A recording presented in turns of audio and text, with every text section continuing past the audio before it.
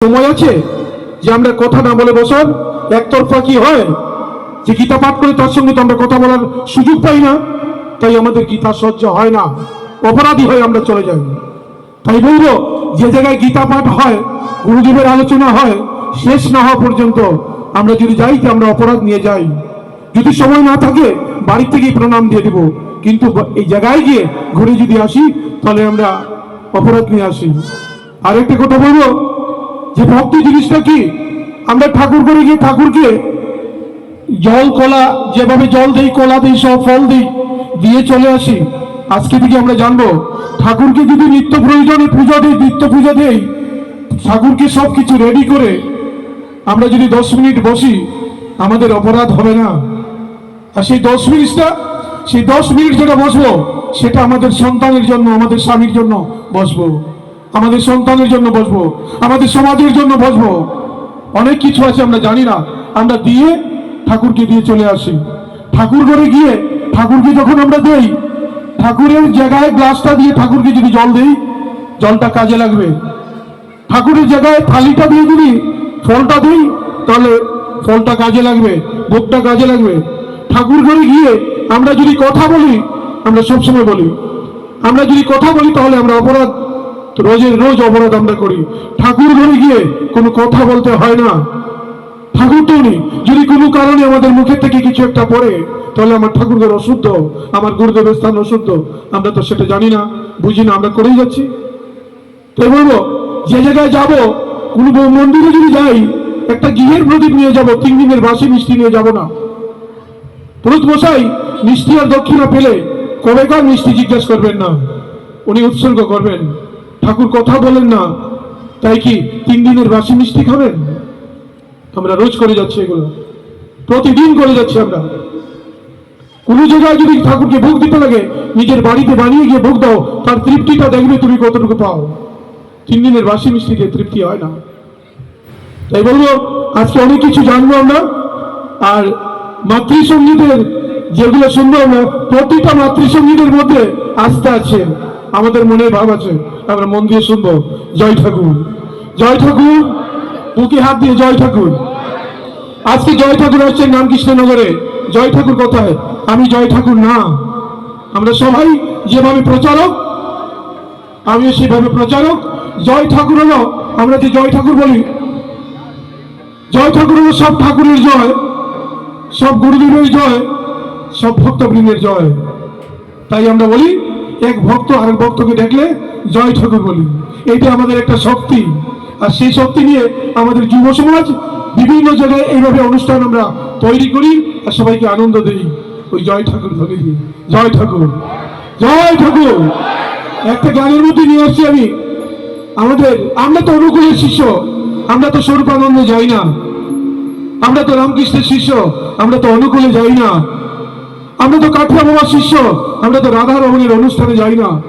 আমাদের কোনো গুরুদেব এই ধরনের মতানক্ষ আমাকে দেয় না। আমাদেরকে দেয় কি কোনো গুরুদেব? না, মতানক্যটা এইভাবে কথাটা আমরা নিজেই তৈরি করি।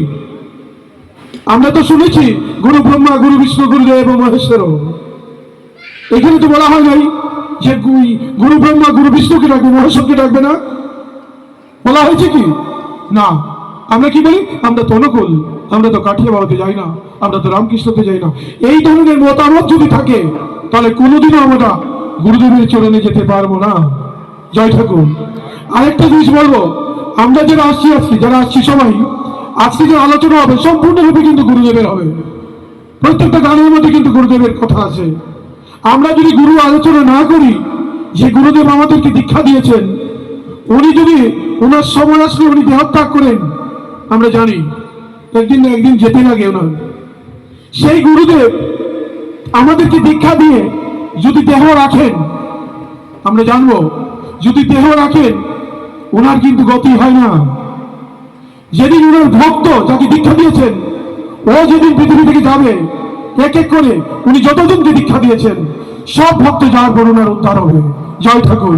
তাই বলবো ঘরে পরের আলোচনা না করে, ঘরের ভিতরে পরের আলোচনা না করে যদি আমরা গুরুদেবের আলোচনা করি, তাহলে আমাদের ঘরে বিষ্ণু পূজা আর মনসা পূজা আর বিভিন্ন গুরুদেবের পূজা দিয়ে লাভ হবে না যতদিন পর্যন্ত আমরা ঘরে অন্য মানুষের আলোচনা বন্ধ করব না।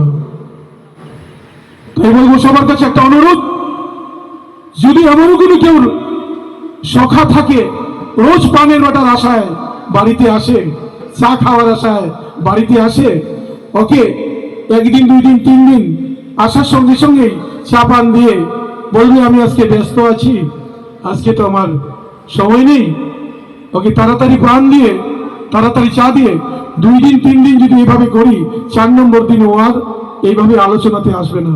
জয় ঠাকুর, জয় মহাবীর। হ্যাঁ, তাহলে আমার ঘরে যে ঠাকুরের ফটো আছে, সন্ধ্যার সময় আমরা ঠাকুরকে ধুনা দেখাই, স্নান করে ধুনা দেখাই, আর ওই ঠাকুরের পরে সামনে বসে আমরা পরসমালোচনা করি। কেননা মিশনে গিয়ে, অনুকূল ঠাকুরের আশ্রমে গিয়ে, বাবামণির আশ্রমে গিয়ে, সব ঠাকুরের আশ্রমে গিয়ে শান্তি পাওয়া যায়, আর নিজের ঘরে শান্তি নাই। তার মানে কারণটা কি?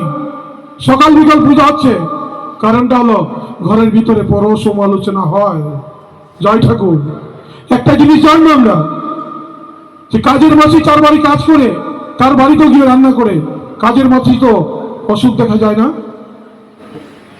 আর ঘরের মালিক দিকে দেখা যায় ওয়ালে ধরে ধরে প্রতিটা রুমে যায়, আর মানুষ আসলেই একটাই গল্প বলবে, না আমি তো আর শরীর নিয়ে চলতে পারছি না, আমাকে তো বাঘে খেয়ে নিয়েছে। না ভুল বলছি আমি? কেন কেন এই অবস্থা আমাদের? শুধু শুধু পরসমালোচনার জন্য। আর আরো 2টা গান শুনবো। একটা বিশাল বড় দ্বন্দ্ব আমাদের ঘরে, শাশুড়ি বউয়ের, মেয়ের মা খুব ভালো আর ছেলের মা খুব খারাপ। জয় ঠাকুর। তো বলবো কিছু সময় পরে, আরো 2টা গান শুনে নেই আমরা। জয় ঠাকুর। জয় ঠাকুর।